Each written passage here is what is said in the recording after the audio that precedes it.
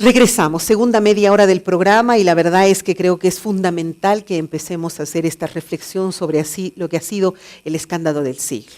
El tema Odebrecht, todos están hablando en este momento de Odebrecht acá en Bolivia.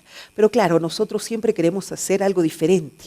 Y qué mejor que revisar la prensa internacional y cómo ha afectado este acto de corrupción transnacional a cada uno de los países que ha vinculado en algún momento. Yo le decía que voy a hablar de Venezuela. Sí, lo de Venezuela es largo, fuerte y duro. Pero permítame primero hacer referencia a lo que ha sido en el Perú. En el Perú también ha tocado a las autoridades más importantes de ese país. El escándalo Odebrecht ha manchado a quien menos nos imaginaríamos y ha involucrado al presidente y a otras autoridades. El escándalo ha sido manejado por los peruanos de una manera muy particular porque entendemos que todavía la clase política peruana tiene muy arraigada esa forma corrupta de actuación. No serán todos seguramente, pero es como que ya casi están acostumbrados. Ojalá nunca nos suceda eso, pero permítame arrancar con lo que ha sido en el Perú el caso Odebrecht. Y luego le tengo lo de Venezuela. Por estos días, el nombre de una compañía de alcance global es recurrente en las notas políticas, económicas y de investigación periodística, tanto en Perú como en Brasil. Se trata de Odebrecht, el gigante de la construcción carioca con millonarios contratos en nuestro país y que hoy pasa sus horas más difíciles. Que também não era considerado ainda foragido. El fin de semana pasado en Sao Paulo, la Policía Federal del Brasil detuvo a Marcelo Odebrecht, presidente de esta constructora, en medio de las investigaciones por el escándalo Petrobras, el caso de corrupción más grande de ese país y que en sencillo trata de lo siguiente. Según la justicia brasileña, empresas como Odebrecht, OAS, Camargo Correa y Andrade Gutiérrez habrían acordado repartirse las licitaciones de la estatal Petrobras a cambio de coimas millonarias a directivos de esta empresa. Dinero que muchas veces habría sido desviado a los partidos políticos de ese país. Según la justicia brasileña, Marcelo Odebrecht sabía de estas operaciones ilícitas. Pero ¿por qué este tema debe preocuparnos tanto? Por algo muy sencillo. Tanto la empresa que Odebrecht preside como el resto de firmas brasileñas involucradas tienen importantes inversiones y contratos también en el Perú. Contratos desplegados a lo largo de los últimos 3 gobiernos constitucionales. El de Alejandro Toledo, el de Alan García y el de Ollanta-Humala. Tenemos que construir una relación de confianza, no solamente una relación contractual. Hace unas semanas, el portal de periodismo e investigación Convoca publicó una serie de documentos relacionados a una de estas empresas, Camargo Correa, encargada en el Perú, entre otras cosas, del tramo 4 de la carretera interoceánica, en los que se dejaba entrever pagos y coimas a funcionarios peruanos, incluyendo a 2 expresidentes que han rechazado en todos los términos estas imputaciones. Nunca en mi gobierno se recibió ninguna coima de ninguna empresa brasilera, de ninguna empresa. Debido a esto, se han anunciado sendas investigaciones en el Ministerio Público y el Congreso para volver a revisar la construcción de la interoceánica, en la que no solo Camargo Correa, sino también Odebrecht participaron. Nosotros hemos presentado en su momento también un pedido de apertura de investigación en este caso. Coincidimos con la Fiscalía esta semana nos ha comunicado también esa apertura de investigación. Encontramos muchísimas irregularidades y todo como un común denominador que como también ha sido la interoceánica. La delicadísima situación que atraviesa en Brasil obliga a dar una mirada a los contratos con el Estado que la gigante Odebrecht ha ganado en el Perú. Esta firma brasileña, con presencia en más de 21 países, tiene 35 años en suelo nacional y por lo visto no le ha ido nada mal. En este periodo de tiempo tiene 67 obras ejecutadas y 15 proyectos en ejecución en los sectores energía, infraestructura vial, de irrigación y portuaria. Según información alcanzada por la propia empresa, en los últimos 10 años, es decir, en los periodos de Toledo, García y Humala, han tenido una inversión de nada menos que 15.000 millones de dólares. El envión más potente se ha dado en los años de este gobierno, a través de concursos públicos que gana prácticamente sin competencia. Uno lo que se preocupa, se pregunta muchas veces, ¿por qué un solo postor? Son obras que en todo el mundo, cuando pasa de 2.000 millones, son revisados tan minuciosamente la base que intervienen pues muchas empresas. Este es un mapa con montos oficiales que grafica muy bien los proyectos que Odebrecht tiene en nuestro país. Actualmente maneja 10 proyectos en ejecución. Durante el gobierno de Humala obtuvo la buena pro para la construcción del corredor vial Hualapampa-Vado Grande en Piura por $93 millones. También obtuvo en consorcio la tercera etapa del proyecto de irrigación de Chavimochic por $406 millones. La construcción de la central hidroeléctrica de Chacya en Huánuco, la Costa Verde del Callao y el proyecto Vías Nuevas de Lima en la Panamericana Sur y Norte, así como la avenida Evitamiento en el Cusco. Participa también en una operación integral en el puerto de Matarani por $157 millones y en el gasoducto sur peruano en Cusco, Arequipa y Moquegua por $7.328 millones. Como de impulso para la zona sur del país. Fuera de los proyectos que ejecuta, Odebrecht tiene 5 concesiones activas en nuestro país. Se trata del proyecto integral Olmos, que consta del proyecto de construcción de la presa y del sistema de irrigación. A su vez, la concesión por 30 años del proyecto Vías Nuevas de Lima en la Panamericana y la Ramiro Prealé. También tiene por 25 años la concesión del eje multimodal Amazonas Norte-Irsa Norte y los tramos 2 y 3 de la carretera interoceánica en el sur del país. Pero nada viene sin problemas. Hay casos que han estado vinculados incluso con algunos presidentes regionales. Entonces eso sirve para cruzar y complementar la información. Estamos en fase de investigación, no descartamos y vamos a ver si se arma un caso o afirma un caso que ya existe, ¿no? Lo dice Joel Segura, procurador anticorrupción. Y es que la polémica y la controversia han acompañado a Odebrecht a lo largo de estos años en nuestro país. El año pasado, el postor que perdió la buena pro para el enorme proyecto del gasoducto sur, obtenido finalmente por Odebrecht, calificó el proceso de irregular y poco transparente. Sin embargo, no ha sido el único proyecto de Odebrecht objeto de crítica y denuncia. La carretera interoceánica fue otra obra en la mira. Después de ser un presupuesto inicial de 800 millones, se termina en 1.900 millones, ¿no? Hay un valor aumentado del costo de sobreobra de más de 1.100 millones. 1.100 millones, es una cantidad, eso es enorme, ¿no? En el 2005, la construcción del Interoceánica Sur se proyectó en $800 millones. Al 2008, este monto se elevó a $1.300 millones y para marzo del 2015, la cifra alcanzó los $2.000 millones.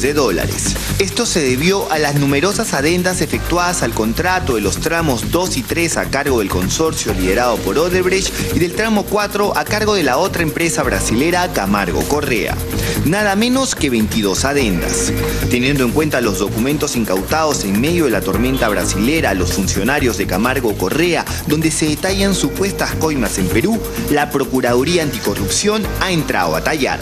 Estamos identificando a los funcionarios que estarían implicados o habrían participado, ¿no? en toda esta gestión que ha hecho el gobierno invirtiendo dinero para la construcción de la carretera interoceánica. Tampoco podemos descartar de que es cierto que hay niveles de participación y para construir esos niveles de participación obviamente que tendremos que encontrar todas las evidencias que encadenen y lleven esa línea, ¿no? ¿Cuáles serían esos niveles de participación en el Perú? Si bien García y Toledo han rechazado cualquier participación en asuntos irregulares, flaco favor les hacen los muchos nexos establecidos durante sus gobiernos. Según Convoca.p, de las 16 reuniones que García tuvo con funcionarios de Odebrecht en Palacio de Gobierno durante su segundo mandato, en 2 ocasiones habría estado presente el hoy detenido Marcelo Odebrecht. La última reunión se dio en septiembre del 2008. Ese es mi regalo a Lima. El Cristo del Pacífico, que tiene la misma altura, pedestal e imagen que el Cristo del Corcovado. Va a ser un atractivo turístico, pero además una figura que bendiga a Lima y al Perú y proteja al pueblo cristiano.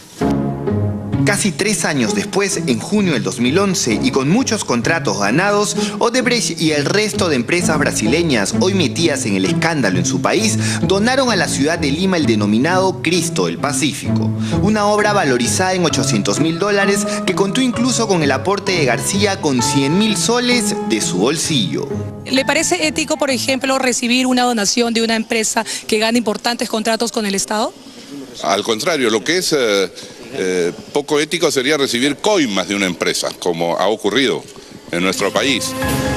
En su momento, se armó todo un debate en torno a esta figura que intentaba replicar el atractivo del Cristo de Corcovado de Río de Janeiro. ¿Qué favores pagaban Odebrecht y las demás empresas con esto? Se preguntaba entonces la oposición.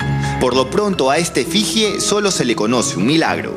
Días después de colocado el Cristo multicolor en el Morro de Chorrillos, Odebrecht se hizo con la buena pro del tramo 2 de la línea 1 del metro de Lima, que terminó costando cerca de $600 millones. No, pero no insinúen cosas de moralidad. La idea finalmente es también recabar a partir de formular y armar un caso acá en Perú, es pedir la información a Brasil para que lo que se esté investigando en Brasil y todo lo que tenga que ver con los temas peruanos, o con los funcionarios o con los contratos peruanos, se pueda pedir vía cooperación judicial. La Procuraduría dice que va a solicitar información a Brasil que esté relacionada a irregularidades en el Perú. Habrá que esperar. Mientras tanto, Odebrecht, quien ha preferido no dar declaraciones hasta que desde Brasil se elijan voceros, rechaza todas las imputaciones en su contra y trata de sobrellevar un tremendo temporal tropical.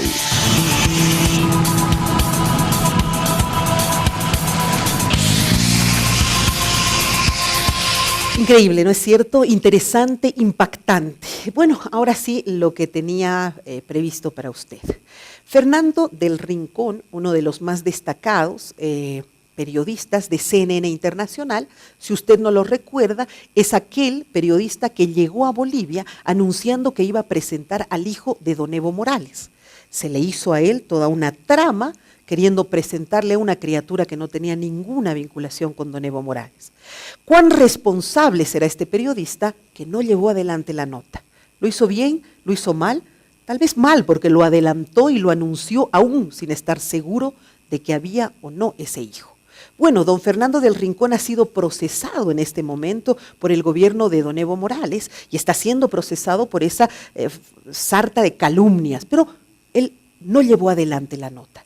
Sin embargo, él es un periodista destacado, responsable y altamente creíble. Creíble y con una alta credibilidad en su país, en Latinoamérica y creo en el mundo entero. Él se dedica a hacer un reportaje muy extenso con el que quiero casi cerrar el programa, justamente lo que significó el caso Odebrecht en Venezuela. Recordemos además que CNN no sale en Venezuela. Es una señal que por orden del Estado ha sido cortada de las televisoras por cable.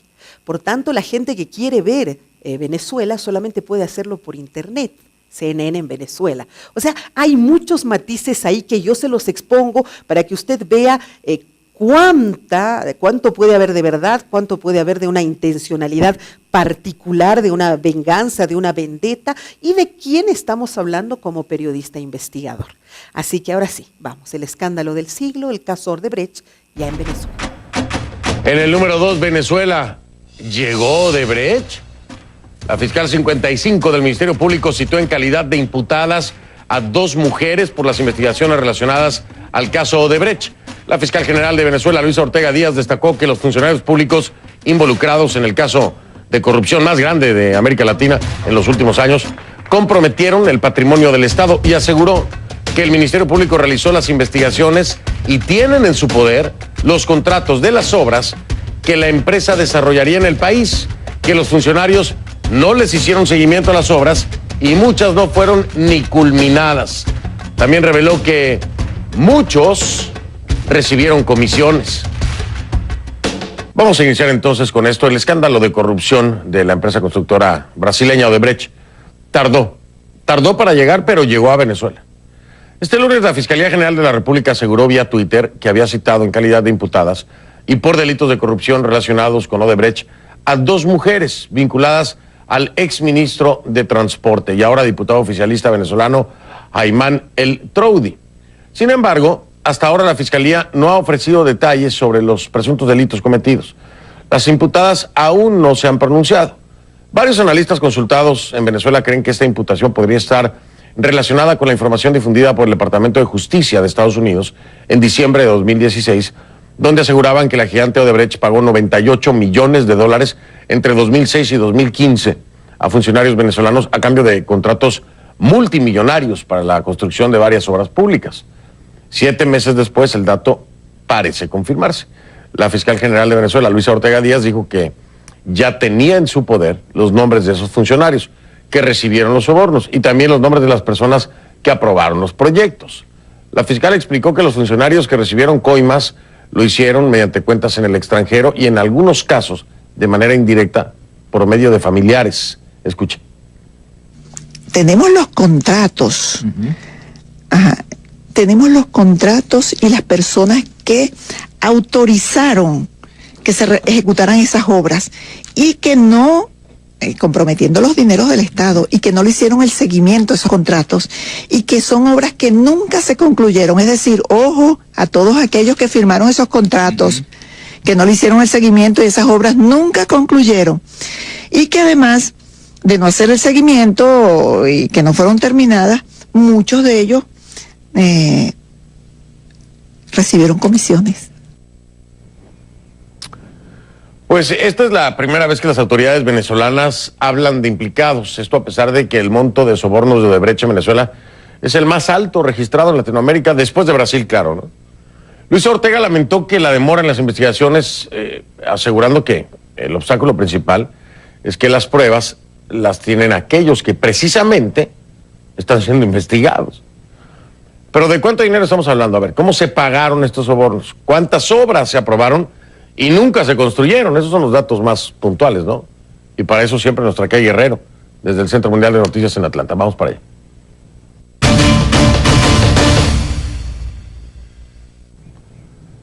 Mi querida Kay Guerrero, buenas noches. A ver, el impacto del daño de este escándalo de corrupción de Odebrecht en Venezuela, ¿de cuánto es? ¿Cómo de qué tamaño? ¿Y qué datos concretos tenemos de acuerdo a tu investigación, mi Kay? Adelante.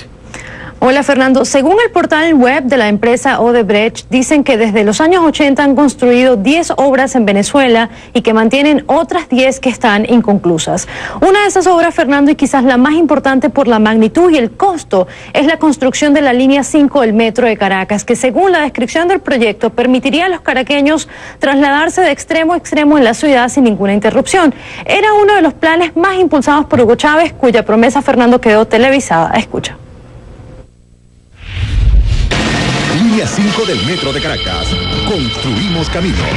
El gobierno bolivariano, liderado por el presidente Hugo Chávez Frías, inicia la construcción de la Línea 5 del Metro de Caracas. Un nuevo tramo del subterráneo capitalino que cubrirá la ruta Bellomonte, Las Mercedes, Chuao y Parque del Este.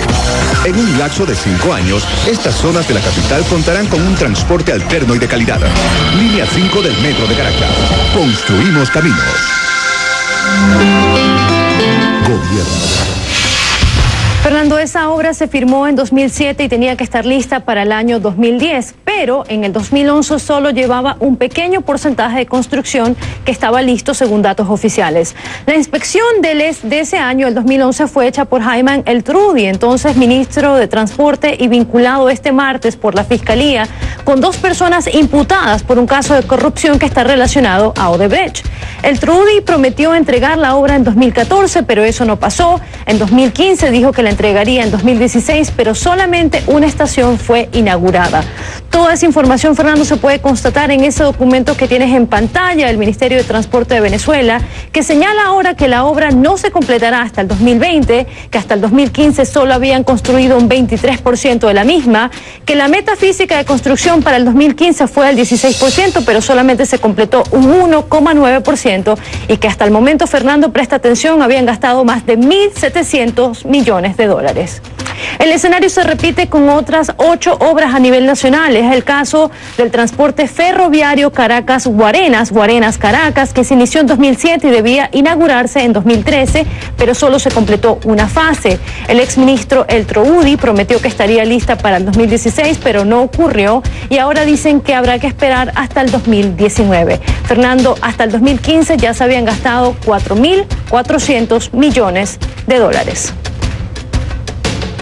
Es importante destacar, Fernando, que los cálculos de gastos en dólares para estas obras la estamos haciendo tomando en cuenta la tasa preferencial promedio más baja del año 2015 en Venezuela, tasa a la que tiene acceso el Estado venezolano y que para ese año se mantenía en un 6,2 bolívares por cada dólar. Hoy en día, Fernando, esa misma tasa está valorada en 9,9 bolívares por cada dólar. También señalamos que hicimos muchos intentos para comunicarnos con el exministro El Troudi y preguntarle sobre estas irregularidades y el pronunciamiento de la Fiscalía sobre el caso Odebrecht que lo menciona, pero hasta ahora, Fernando, no hemos tenido éxito. ¿Cómo la ves? Pues yo creo que sí, tuviste un éxito enorme con esta investigación, que mejor documentada no puede estar, además con los tiempos y con un esquema de operación que es el que se ha visto repetido en diferentes países de Latinoamérica con el tema de Odebrecht. Obras que se iniciaron, incrementaron en costo, nunca se terminaron y no se les dio el seguimiento. Así que yo la veo como que tú sí tuviste mucho éxito.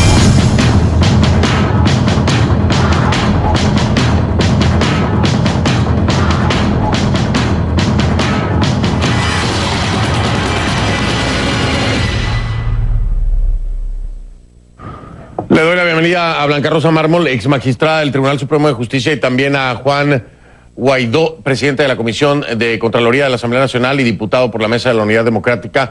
Ambos nos acompañan desde Caracas. Bienvenidos, buenas noches. Ex magistrada Blanca Rosa, quiero preguntarle algo que me ha llamado la atención, pues intensamente, voy a decírselo así. Este tema de Odebrecht tiene mucho tiempo rodando. Hoy que cambia de postura, o vaya, me refiero en esta época que cambia de postura la fiscal Luisa Ortega, es que el tema entonces cobra relevancia para la Fiscalía y se dan estas dos primeras imputaciones. Le quiero preguntar, ex magistrada, ¿usted calificaría esto como una negligencia por parte de la fiscal Luisa Ortega? Es decir, por el tiempo que ha pasado, ¿hay manera de poder demostrar que existió tal o no? Sí, yo pienso absolutamente lo de la negligencia que tú dices, sin lugar a dudas. Yo pienso mucho más que negligencia. Nosotros hemos asistido a una pérdida de las instituciones totales en Venezuela y este súbito despertar de la fiscal, ya lo he dicho, bienvenido sea en el sentido de que cumple con su deber, decidió hacerlo, hacer respetar la Constitución, el debido proceso, y es en esa vía que ahora se hagan estas investigaciones y estas imputaciones en el caso de Odebrecht. Pero claro que hemos perdido mucho tiempo, sin lugar a dudas. Ahora, la siguiente pregunta, ex magistrada, previendo escenarios, ¿no? Al ver cómo se ha comportado el Tribunal Supremo de Justicia en torno a cualquier actuación que viene de parte del Ministerio Público, es decir, de la Fiscalía o de la misma fiscal tomando acciones, ¿hay alguna forma de que el Tribunal Supremo de Justicia pueda frenar, desacreditar o bloquear estas imputaciones en torno a la investigación de Odebrecht?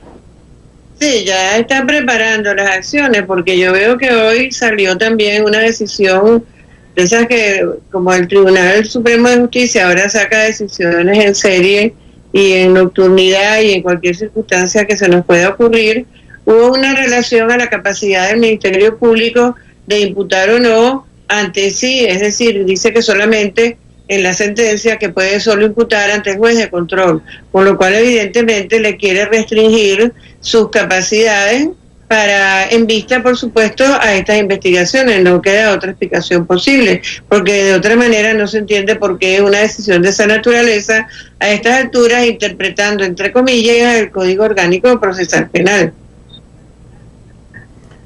De ser así, de ser que el Tribunal Supremo de Justicia busca bloquear precisamente la acción de imputación por parte del Ministerio Público, ¿hay alguna otra forma en que pueda responder la Fiscalía para no permitir que se entierre una investigación tan escandalosa en Latinoamérica como es el caso de Odebrecht? Bueno, yo pienso que de todas maneras, quieran o no que se haga la imputación ante la fiscal como lo han determinado en esta decisión, siempre la fiscal puede hacer imputación ante el Tribunal Supremo si fueran funcionarios de ese estatus que así lo ameriten, o lo hace ante el juez de control. Yo creo que podrán hacerlo más difícil, pero no impedirlo. Pero no impedirlo. Permítame, exmagistrada, un momento entonces ahora para ir con el presidente de la Comisión de Contraloría de la Asamblea Nacional, con el diputado Juan Guaidó. Juan, preguntarte, ¿qué información tienen ustedes en torno al caso de Brecht? Algo que incluso aquí en Conclusiones hace mucho tiempo ya habíamos mencionado, porque en parte de la investigación Lavallato aparecía el nombre del presidente Nicolás Maduro. ¿Qué información tienen ustedes? Son varios elementos, Fernando. Uno, el daño patrimonial a Venezuela. Yo he escuchado a la magistrada y ciertamente será difícil ocultar, dado que en Venezuela el 80% de las obras contratadas a la empresa no han sido concluidas. 7 años de promedio de retraso en cada una de ellas, 16.000 millones de dólares involucrados solamente en 5 obras. No es solamente la vinculación de Nicolás Maduro por ser canciller en el momento que la Asamblea Nacional firmó contratos binacionales con el país de Brasil, que venía incluso vinculado con dinero del BNDES, del Banco Central de Desarrollo Brasilero, que también hay una imputación al expresidente Lula por eso. Entonces hay dinero no solamente venezolano vinculado a daño patrimonial, sino también brasilero. Son casi 80% de las obras no concluidas. Todos los ministros de Transporte y Comunicación del 2006-2007 a la fecha han estado vinculados no solamente por haber firmado los contratos inicialmente, no hacerle seguimiento, por no haber concluido las obras, por pedir refinanciamiento a cada una de estas obras, y el mismo presidente Chávez, al haber firmado los contratos binacionales, estaría vinculado sin duda alguna en este proceso que para saltar los controles, las licitaciones, cada uno de los elementos para poder llevar a cabo contrataciones de este carácter, de este nivel, de este monto, se saltaron a través de estos contratos binacionales que sencillamente es una alianza ideológica y no que respetara los reales intereses del pueblo de Venezuela e incluso con Brasil. Sí, de hecho, como presidente de la Comisión de Contraloría estuve un par de veces en Brasilia, adelantando investigaciones por lo complicado de obtener información hoy en Venezuela, producto de los bloqueos institucionales, producto del secuestro del régimen de Maduro a cada una de las instituciones. Recordemos que había una delación premiada para Marcelo Odebrecht por haber colaborado con la justicia brasilera. Hasta el 1 de julio había ese sigilo legal en la ciudad de Brasilia o en Brasil en general, y a la fecha, que fue uno de los que generó más ruido, sobre todo en Brasil, se amplió ese sigilo. Aún así hemos ido obteniendo información, no solamente por la vía de Brasil, por vía de investigación incluso periodística. Un gran reconocimiento, por cierto, a los periodistas, no solamente de Venezuela, Brasil, sino de la región, que han hecho un gran clúster de información para poder ir sacando muchos de estos elementos a la luz pública y poder avanzar con las investigaciones, sobre todo en países como el nuestro, como hoy, como Venezuela, que ha sido muy complicado el acceso a información oficial. Finalmente, exmagistrada, me queda muy poco tiempo, le quiero preguntar algo. En dado caso que se bloqueen las imputaciones y se atore este tema de Odebrecht en Venezuela, ¿existe pertinencia o capacidad de autoridades extranjeras como los Estados Unidos? Porque al parecer el dinero fue depositado en empresas extranjeras, dependiendo del país que sea, o la misma autoridad brasileña, para poder atraer estos casos y citar a nacionales, a connacionales venezolanos. Bueno, yo pienso que sí, que aunque el asunto hay que estudiarlo bien, hay un dinero y hay unos bienes que están en esos países de cuyo origen no se tiene certeza, y sí se tiene, por supuesto, la sospecha de la ilegalidad de los fondos. Son fondos que no se pueden justificar, que pueden bloquearse, que pueden congelarse, que pueden pedirse explicaciones en lo que se refiere a lo que está en esos países. Y indudablemente eso vendría a completar la situación aquí en cuanto a la responsabilidad penal que tendrán que enfrentar aquí en Venezuela. Y bueno, largo, 16 minutos de un excelente reportaje, maravilloso material, contraparte y parte, como debe ser un periodismo responsable. Eso es lo que presenta CNN, nos guste o no su línea, pero sabemos que ahí está. Esto sucedió en junio del año pasado. Hasta ese momento Bolivia ni siquiera estaba tocada. Ahora sí tenemos un asunto. Ahora sí hay nombres pendientes. En este momento hay una comisión del Parlamento que ha sido electa para poder de alguna forma hacer la investigación. Yo no quiero tratar de eso todavía. Lo trataré la próxima semana. Por ahora, esto es lo que quería hacer. que usted conozca el caso a profundidad para que nadie se la cuente, para que usted sea bien informado. Un abrazo, hasta la próxima.